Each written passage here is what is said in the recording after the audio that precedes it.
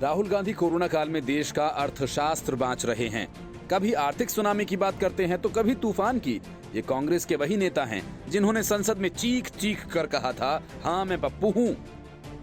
अपने हिसाब से शायद उन्होंने ये बात सच ही कही होगी। राहुल अक्सर गुस्से में कहते हैं और सोचते हैं कि भूकंप आ जाएगा, सब उलट पलट हो जाएगा, लेकिन हकीकत तो ये है कि अपने बारे में मुगालता पाले बैठे राहुल गांधी कायदे से अपने पिता और देश के पूर्व प्रधानमंत्री राजीव गांधी को ठीक से श्रद्धांजलि तक नहीं दे पाए। राहुल ने राजीव गांधी की पुण्यतिथि के अवसर पर जो हरकत की वो समूची कांग्रेस पार्टी को शर्मसार करने वाली है। उन्होंने अपने पिता राजीव गांधी को श्रद्धांजलि देते हुए एक नहीं, दो नहीं, बल्कि 3 ट्वीट किए।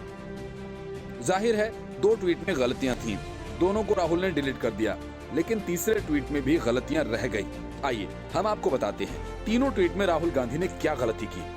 पहले ट्वीट में राहुल गांधी ने गलत वाक्य लिखा कि राजीव जी देश को प्रगति के पथ पर अग्रसर किया।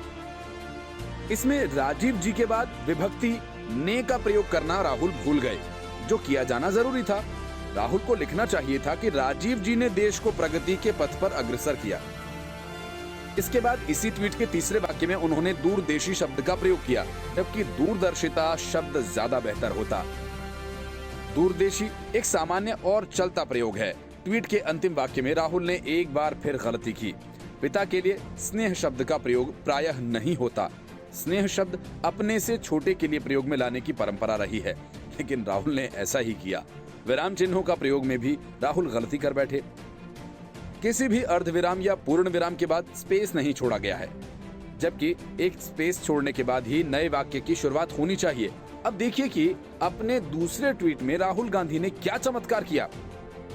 अपने दूसरे ट्वीट में राहुल ने दूरदेशी शब्द का प्रयोग किया और पिता के लिए स्नेह शब्द का। विराम चिन्हों की गलतियां पहले ट्वीट जैसी ही हैं। तीसरे ट्वीट में भी वही दूरदेशी स्नेह और विराम चिन्हों की गलतियां राहुल गांधी ने दोहराई।